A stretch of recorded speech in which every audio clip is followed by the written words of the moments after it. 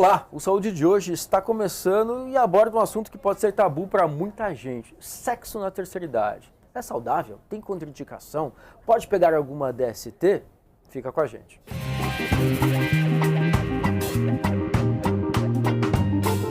E para falar sobre sexo na terceira idade e tirar todas as nossas dúvidas, a gente recebe hoje aqui no estúdio o Dr. Omar Jalloul, que é do Serviço de Geriatria do Hospital das Clínicas da Faculdade de Medicina da USP. Tudo bom, Omar? Tudo bom, Gério. Você? Olha, muito bem-vindo. Obrigado.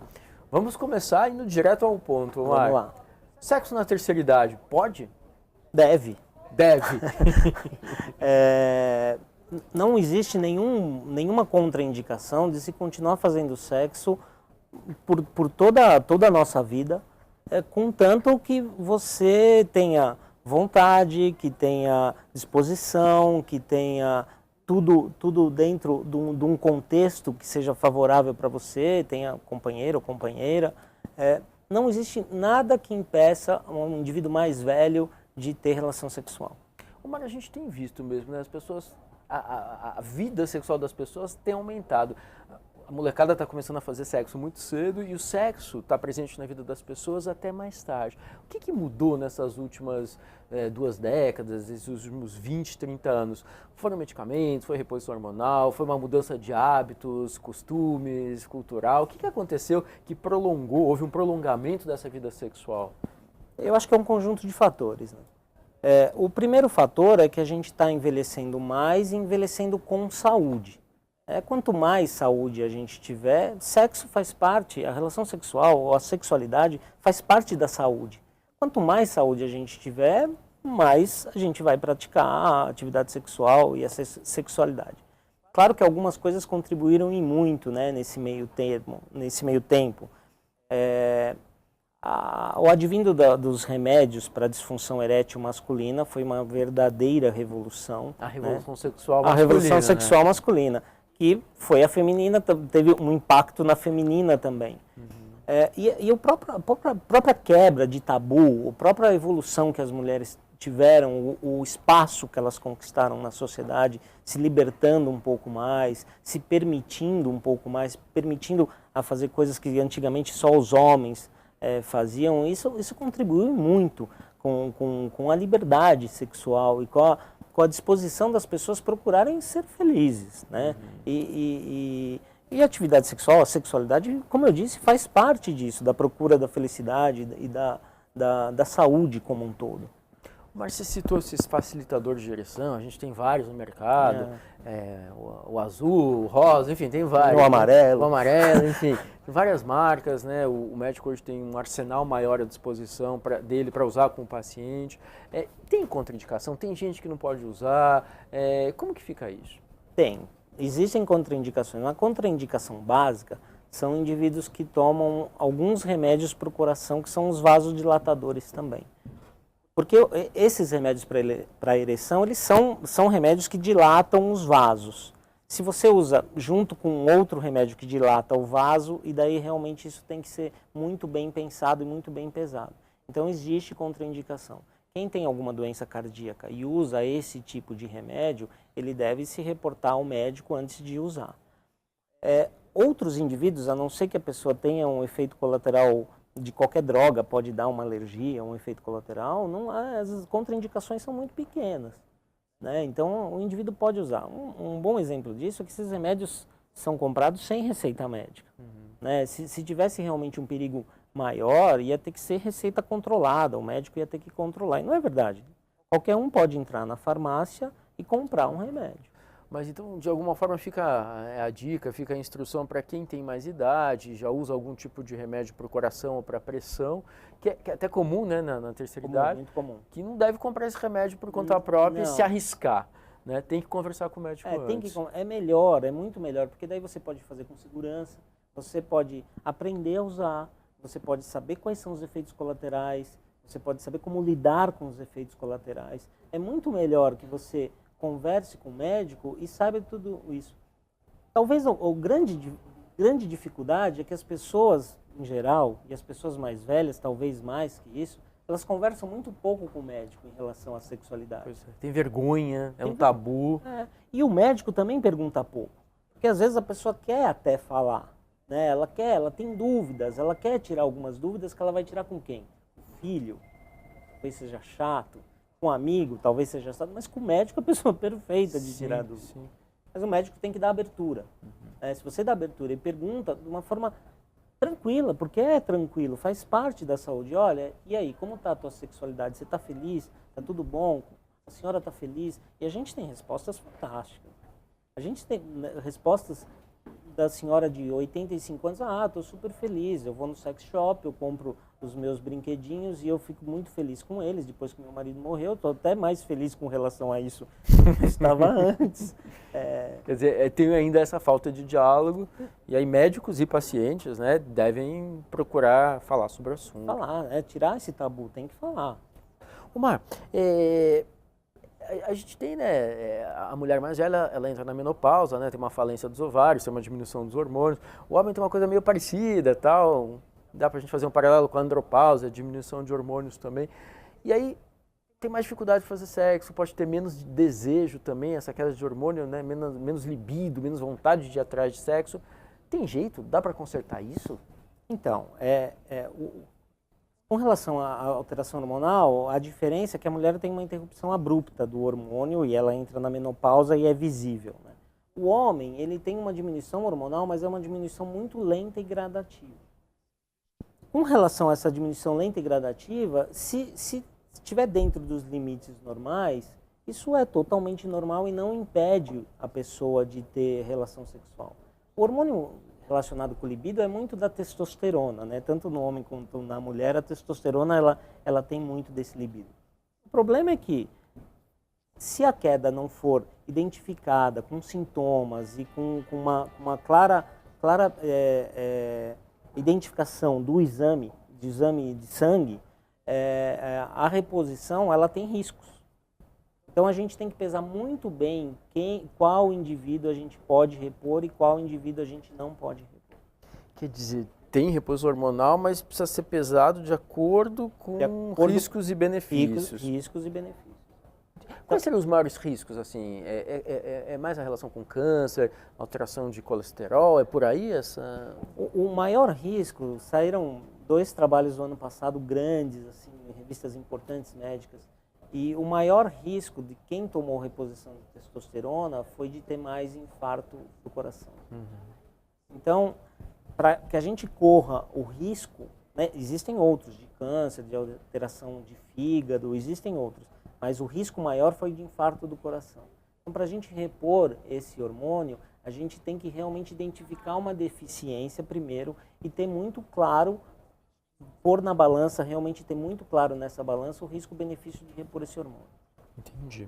E para a mulher, a mesma coisa, também tem que botar na balança tal, e pesar. Também. Tem alternativas à reposição hormonal na mulher? Assim, a gente andou ouvindo falar muito de soja, derivados de soja, tem também uma história de usar só lubrificação adicional, né? Por exemplo, o KY, enfim, esses que são usados junto com preservativo para melhorar a lubrificação.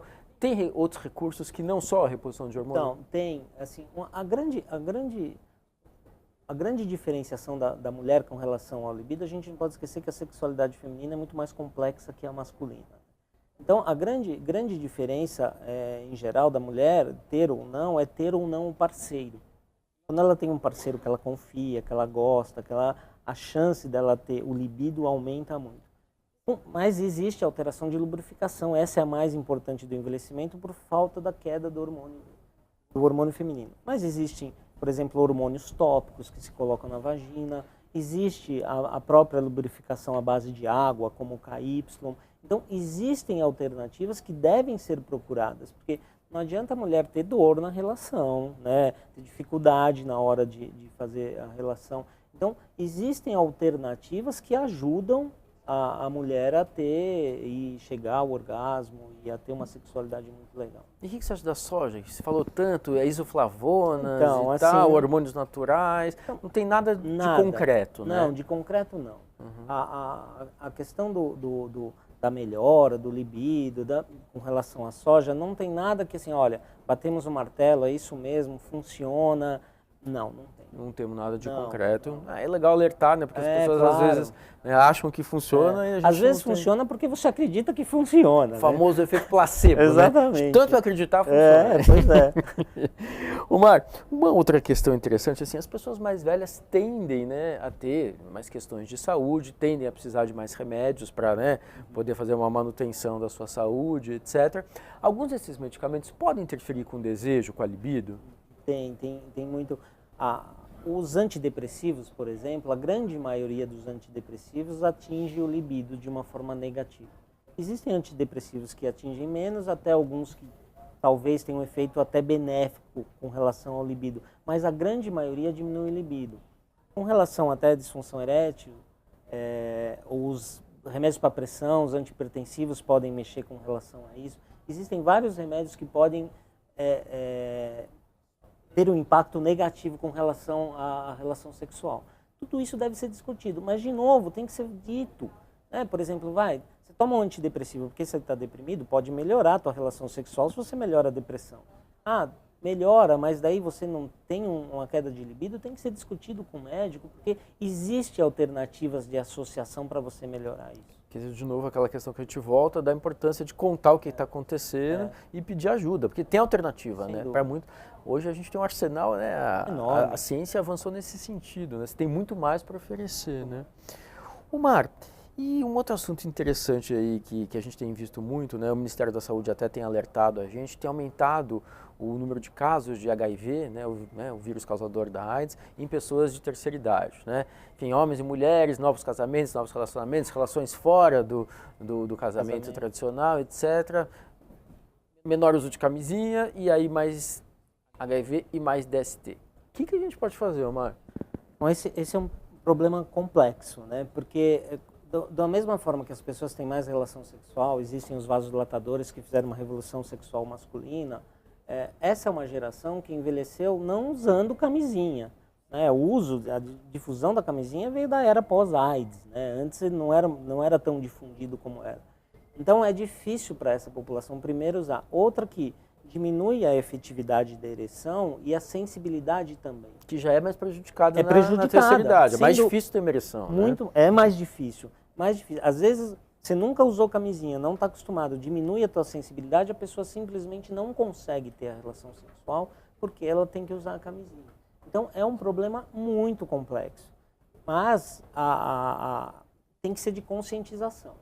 Você vai ter relação sexual com um parceiro que não é o teu parceiro, não é um parceiro conhecido, é um parceiro esporádico, ou você não tem certeza que realmente esse parceiro é livre do HIV, tem que usar camisinha, não tem outra forma de se proteger.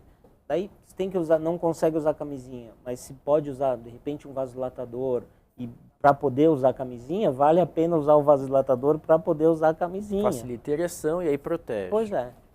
Omar, e assim, essas pessoas que fizeram sexo com parceiros desconhecidos ou parceiros eventuais, que podem eventualmente ter se exposto a risco, mas acham que a AIDS não acontece com elas, enfim, DSTs não acontece com elas, essas pessoas também, né, deveriam procurar médico, porque assim, tem remédio, tem tratamento, tem jeito de evitar essa transmissão. Né? Eu acho que daí vale, Jairo, naquela coisa que a gente bate o martelo, assim, fica batendo na mesma tecla. Tem que conversar, tem que falar, não pode ter o pudor. O médico, ele não está lá para julgar se a pessoa teve uma relação esporádica, uma relação com XY, não é esse o julgamento, né? Não deve se julgar, deve se ajudar. Falar, olha, teve uma relação fora do casamento, por exemplo, avisa, é uma pessoa que você não conhece, vamos ter que fazer o exame, vamos se proteger, né? Vamos tentar. Se acontecer alguma coisa, a gente tem que tratar, e tem que tratar logo, tem que proteger as outras pessoas também. Uhum. Então, é muito da relação de se conversar. Existem estudos americanos grandes, assim, falando que o grande problema é que as pessoas mais velhas, elas não falam sobre sexo para o médico.